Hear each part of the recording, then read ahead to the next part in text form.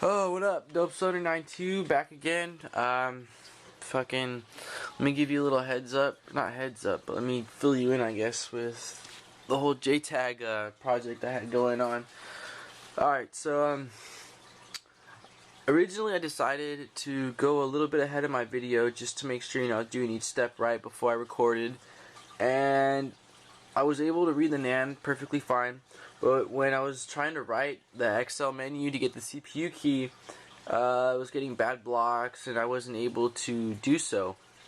So I kind of gave up on it, and then today I went by Radio Shack and I decided to buy some flux and some really thin really thin solder, and gave it another go.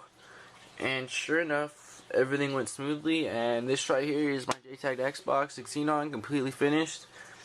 And I mean, it kind of sucks because I can't show you, each step while I solder and stuff like that, but I will explain every single step and show you like where certain things go on here by using this motherboard right here. Alright, so here we go. Alright, so first and foremost, things you're gonna need. The way I did it, I used my NAND X. I did a direct wire connection. I cut off the tips. I didn't like any of that shit. It was way too complicated. You're gonna need a little bit of thin wire. You're gonna need let's see. You are gonna need some solder. I use, what is this shit? Lead free. What's the size? It says 0.022 in diameter. I picked it up at Radio Shack for, I don't know, like $6 or so. I also got this shit at Radio Shack. You don't really need it, but I mean, I'm gonna say just fucking get it. It'll make your life a lot easier. Just some solder flux, just to rub over the points you're gonna solder. It just makes it go much quicker and just makes life easier. And then you can use these for the xenon JTAG, but honestly, I cannot stand these things. I tried getting him to solder, had no luck whatsoever. I guess it's just because my soldering skills suck. So if you want to use these two things, feel free, but I definitely don't recommend it. I actually used, let me show you. If you got the NAND X kit, it should have came with, that's for the xenon JTAG, and it should have came with some other fucking diode things for all the other types of motherboards. I actually just used that. So that's that right there. You can see it. I got the two wires hooked up right there, and then you got the diode, the other diode, and this right here combined to get the CPU key. And that was much easier. Those things go right in. I don't understand why the hell they have all the points on those damn solder pads, but alright. So first thing you want to do is get the drivers installed for your NAND X. In my other video, if you look on my channel, I do explain how to do that, I believe. The only thing I might not have explained is where to get that from. Just remind me and I will be sure to do that. So, alright, so first thing you want to do is you're going to solder all your points onto the motherboard so you can get your NAND. And, let's see. On JTAG tool, which is the program you're going to be using to do everything. Let's see. Computer is acting retarded. Alright, so right here, this right here, this setting thing, click on that. And right there, under NAND X wires installed, there's a little drop down thing right here. There's that right there is the best picture you will find. Just follow those and make sure that you have good connections. Just like I said, use the flux. This stuff right here, I just used an ear swab and rubbed it over, and then use the other end and just kind of wipe off a little bit but still leave some. And then you really don't need the solder. I did put a little tip on the end of the wires, but if you heat up the points enough using the flux, the NAND X wires will push right through the board and make a really damn good connection. That's how you know you'll have a good connection. Alright, so once you have all the wires soldered into the board, next step is going to be to go to your computer. You want to open up the program JTAG by Cool Shrimp. Select the type, USB, console. I guess that will vary, but for mine it was an xenon, so open that up. And what you want to make sure that you have your console, have the power cord plugged in and have it hooked up into the wall. Come on, baby. Alright. You want it in, don't turn it on. From what I've read, you're not supposed to have it turned on. Does it really matter? I can't say from experience, but just have it plugged in and have power running through the board. So, alright, next thing you're going to do is you're going to hit read NAND. Should go through fairly quickly. You shouldn't see any bad blocks or anything like that. It should run through. When you're done with that, go ahead and save that. Just save that as JTAG 1. Go ahead and do the exact same thing over again. And name that one JTAG 2. And then just to be sure, you might as well go ahead and run it a third time just to make sure everything's correct.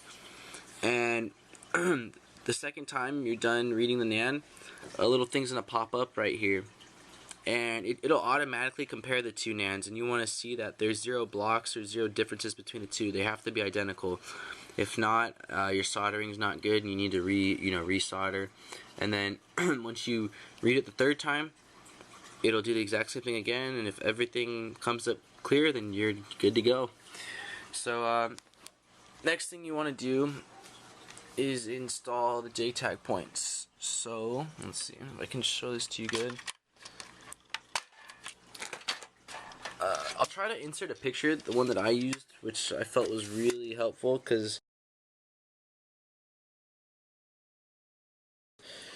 I mean, the camera's not that great, lighting's not that great, and all that shit. So, but pretty much, let's see if we can see it. From where the heatsink's at, it's not the top, where the top 6 points, but it's below that. And yeah, this is garbage. I don't know how this is gonna help right now, but I'll definitely put a picture so you can see it all detailed. But you're gonna put one of the wires on the very bottom right, one on the very bottom left. And then the other end is going to be the 2 diodes.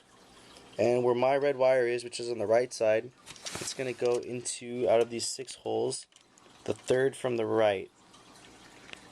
Definitely cannot see that. And then the yellow one on the left will go to the third from the left, so the 2 middle holes. And then this yellow wire here goes on the top right point right there, and the third from the left point. You can see that, I guess. And that's just combining, it just helps you get your CPU key. Alright, so once you got that, you want to hook up the NAND X back to your computer and make sure that you have power, like I said, plugged in just like that. And what you're going to do is go ahead and click right here, write Excel. And it should go fairly quickly, and then when that's done, you don't have to do this. I mean, I heard from what I've read, it's either or, but I just hit write Excelist right after that, just for, I don't know, the hell of it, I guess. Alright, and so when that's done, alright, so once you've installed Xenon Excelist, go ahead and power your Xbox 360 on. I'm not going to do the mine because it's already completed in JTAG, but you're going to power your Xbox 360 on, and if everything goes correctly, you will see a screen that will look like this. It'll be an all blue screen, and you will see a bunch of numbers and letters. And what you want to do is take a picture or write down whatever you prefer. Picture is what I preferred, but either line 3 and 5 or 4 and 6. It doesn't matter, but you need to get either 3 and 5 or 4 and 6. Alright, and so once you got that, you go back to JTAG tool. And what you're going to do is you are going to enter in your CPU key right here. And the key is going to be line 3 and 5 or 4 and 6. It's the same thing either way, it doesn't matter, but write line 3 and then all the stuff from line 5 and then or line 4 and line 6. Alright? So, next thing you're going to do is hit create freeboot or FB, and you're going to select the NAND that you had saved, one of the 3 original dumps that were correct. So select whichever one that is. I'm not going to do it, but it'll go through and it'll create a freeboot image, and you're going to want to save that. Just save it as, I saved it as freeboot my JTAG, so just anything as long as you remember. And then next thing you're going to do is go ahead and hit write.bin, and you're going to click on the file that you saved, the freeboot image. So go ahead and hit that, and this screen will pop up. It won't work on mine because I don't have it in, but it'll go through it. It'll write freeboot,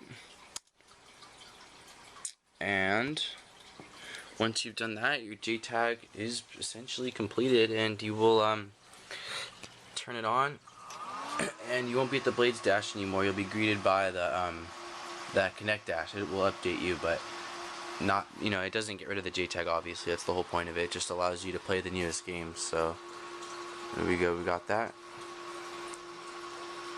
and that's about it. I mean, simple as that, really. If you have any questions, feel free to hit me up, and I'll try to help you out as much as I can, and hope this was helpful. And if you feel like it was, please like and subscribe, and I'll have more videos up soon. Dope Stoner 92, I'm out.